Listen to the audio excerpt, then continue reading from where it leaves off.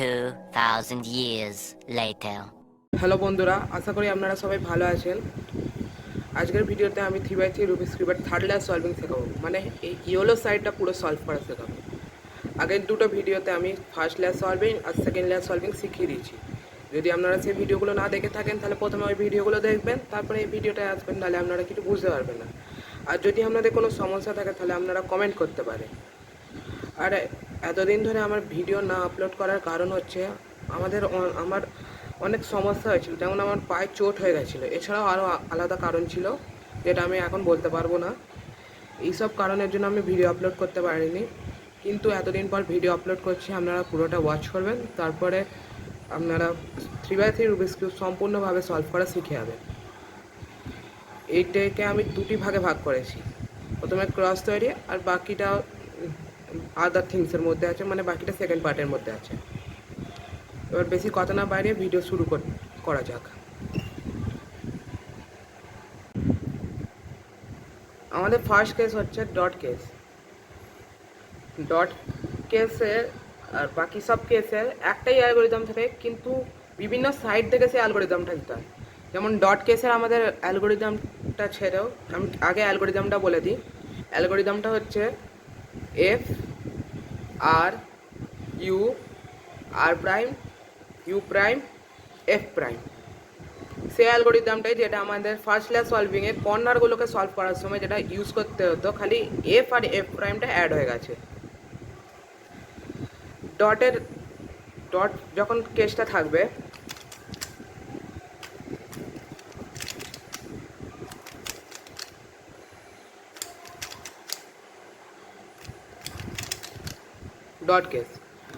Dot কেসে আমি আপনারা এই অ্যালগোরিদমটা যে কোনো সাইড থেকে দিতে পারেন। আপনারা যে কোনো একটা সাইড চুজ করে এই অ্যালগোরিদমটা দিতে পারেন, F R U R prime U prime F prime.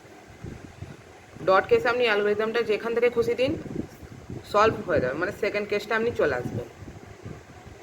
এবার হচ্ছে আমাদের সেকেন্ড কেস, মানে হচ্ছে এল কেস।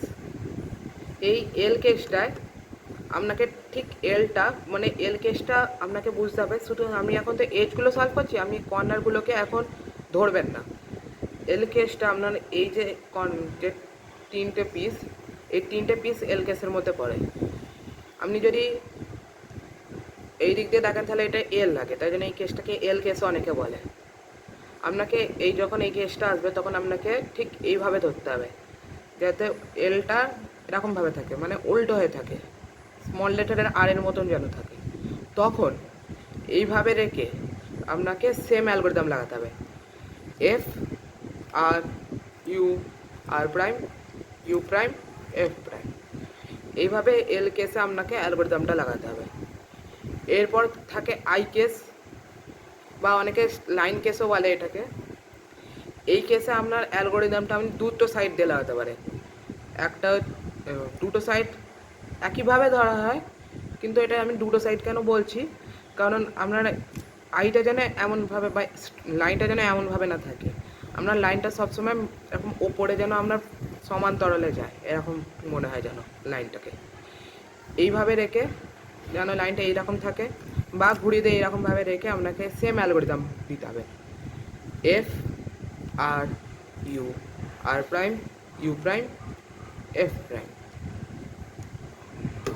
এত দূর দিলে আপনার ইয়েলো ক্রসটা তৈরি হয়ে যাবে। বিগিনার মেথডে এর কয়েকটাই কেস আছে, কিন্তু যখন আপনি প্রো মেথড বা যেটাকে আপনি সিফব মেথড বলে, সেই সব মেথডে যখন যাবেন এর আরও অনেক কেস আছে, তখন এই অ্যালগোরিদমগুলো লাগে। এল যে আপনাকে কেসটা দেখালাম, যে কেসটা হচ্ছে ঠিক এরকম টাইপের এল কেস যেটাকে আমরা বলি। এই কেসে আরেকটা অ্যালগোরিদম থাকে, যেটা আপনি একবারই দিলে পুরো প্লাসে চলে যাবে। সেই অ্যালগোরিদমটা হচ্ছে এই দুটো পিস, মানে দুটো লেয়ারকে একবারে এফ করতে হবে, তারপরে R U R prime U prime F prime, মানে স্মল এফ বলে যেটাকে, দিলে একবারে আপনি চলে যাবেন। যেটা সিফপে লাগে, এটা সিফপে লাগে এই অ্যালগোরিদমটা। এটা আপনি বিগিনারও ইউজ করতে পারেন, যদি একটু আপনি ফার্স্ট সলভিং শিখতে চান, বিগিনার মেথড ইউজ করি। আরেকভাবে করা যাবে, যদি আপনার ডট কেস থাকে তখন এই অ্যালগরিদমটা ইউজ করতে হবে। কীভাবে দেখুন,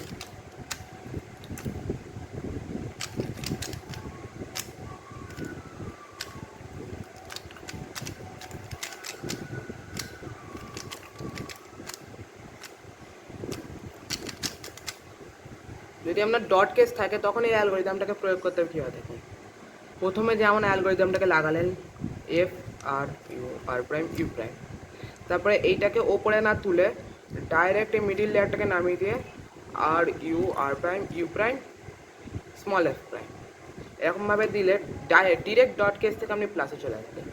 আর যদি লাইন থাকে তো তখন একবার অ্যালগরিদম দিয়ে আপনি সলভ করে দিতে পারবেন।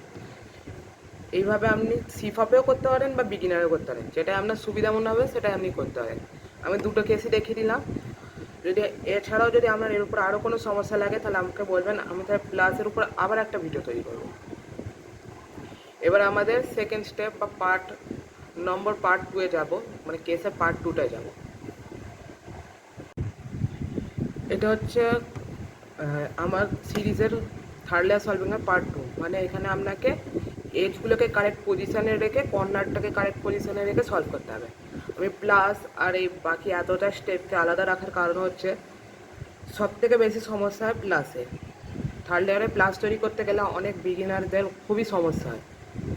এই কারণে আমি প্লাসটাকে আলাদা রেখে এটাকে আলাদা শেখাচ্ছি। এখানেও 2 কি 3টের মতন অ্যালগরিদম আছে, কিন্তু সেগুলো খুবই সোজা। আপনারা যদি মন দিয়ে ভিডিওটা দেখেন বা ভালো করে যদি শেখার চেষ্টা করেন তাহলে আপনি ইজিলি শিখে যাবেন। প্লাস তৈরির পর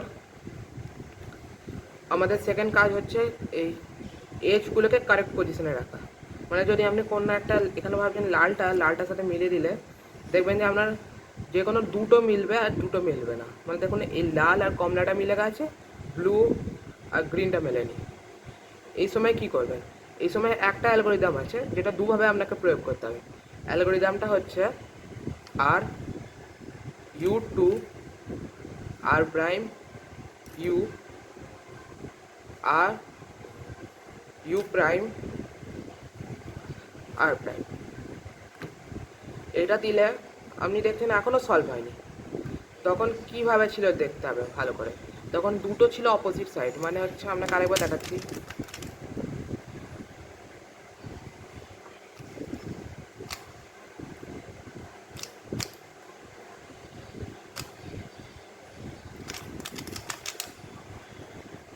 তখন ছিল আমরা ঠিক এইভাবে, মানে একটা এখানে সলভ হয়ে আছে আর একটা এখানে, দুটো অপোজিট সাইডে সলভ হয়ে আছে আর অপোজিট সাইডে সলভ হয়ে নেই। তখন আপনাদের সলভ করার জন্য প্রথমে একবার অ্যালগরিদমটা যে কোনো দিক দিয়ে দিতে হবে। অ্যালগরিদমটা কী ছিল, R U two R prime U prime R U prime R prime. তখন দিলেন, তখন দেখছেন অপোজিট সাইড থেকে ওই পিসটা সলভ হয়ে গিয়ে একটা অন্য পিস সলভ হয়ে গেছে, যেটা হচ্ছে এই দিকেরটা। তখন দেখবেন ঠিক এলভাবে সলভটা হয়েছে, পাশাপাশি দুটো পিস সলভ হয়েছে। আপনার ঠিক এই পজিশানেই রাখতে হবে, মানে পাশাপাশি দুটো সলভ পিস আপনাকে বের করতে হবে। যদি দেখেন যে এরকম হয় নেই, ধরুন এরকমভাবে রয়ে আছে, তখন আপনাকে ঘুরিয়ে ঘুরিয়ে দেখতে হবে যে পাশাপাশি কোনো পিস সলভ আছে, এখনও পর্যন্ত নেই। আবার একবার ঘুরিয়ে দিলাম, এবার দেখছি এখানটা পাশাপাশি দুটো পিস সলভ আছে। পাশাপাশি সলভ হওয়া পিস দুটোকে আপনার ঠিক কোণে রাখতে হবে। মানে পাশাপাশি সলভ হওয়া দুটো পিস হচ্ছে আমার এই দুটো, যেটা আমি এরকমভাবে কোণে রাখলাম।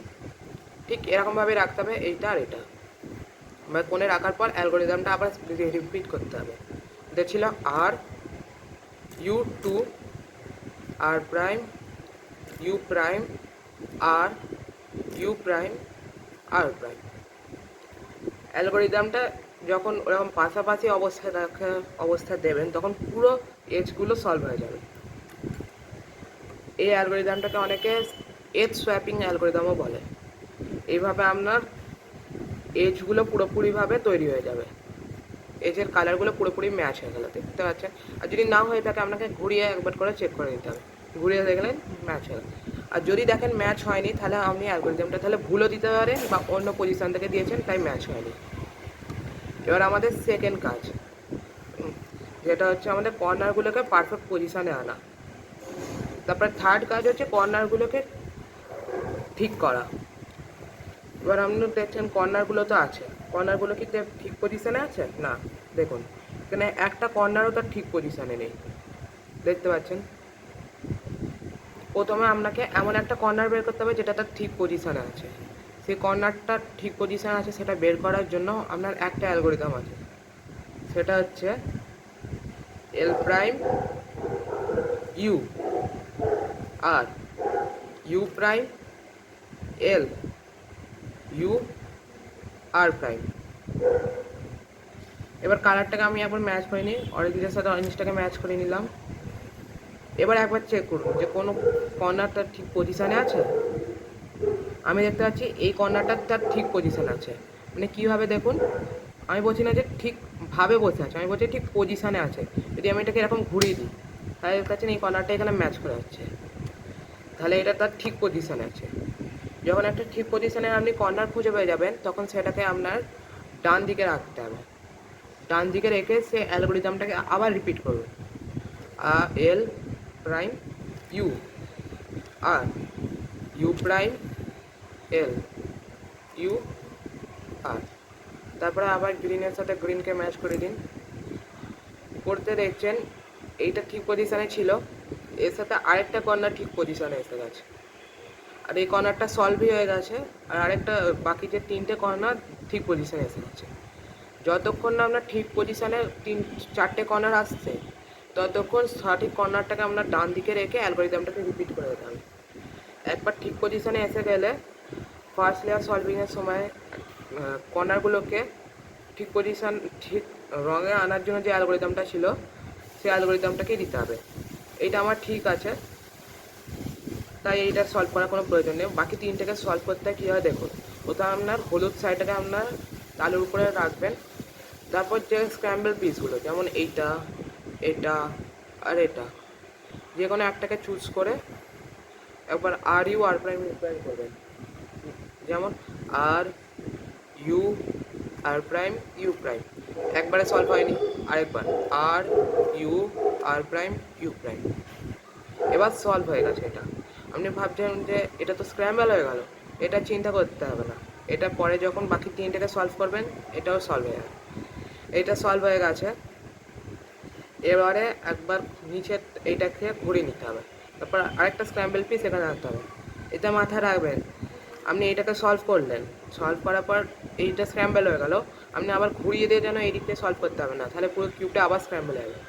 এই পিসটাকে যেখানে সলভ করেছেন এটাকে ঘুরিয়ে দিয়ে সেখানে অন্য পিসটাকে ঘাঁটা পিসটাকে এনে আপনাকে আবার R U R prime prime করতে হবে।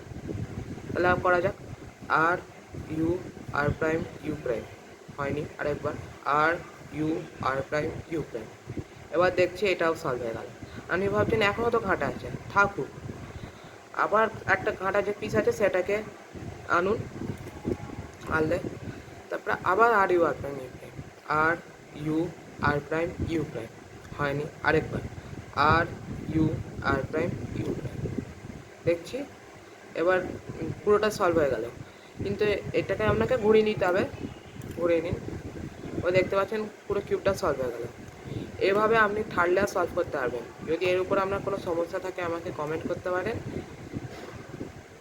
আর যদি আপনি কোনো এক্সটার্নাল ভয়েস পেয়ে থাকেন তাহলে ওটা আমার ঘরে আওয়াজ, মানে ঘর থেকে চেল্লামেলির আওয়াজ, তাহলে ওটাকে একটু ইগনোর করবেন। তাহলে আজকের ভিডিও এই পর্যন্ত। মনে করে লাইক সাবস্ক্রাইব করবেন এবং শেয়ার করবেন নিজের বন্ধুদের সাথে যারা কিউব সলভিং শিখতে চায়। এতদূর দেখার জন্য ধন্যবাদ।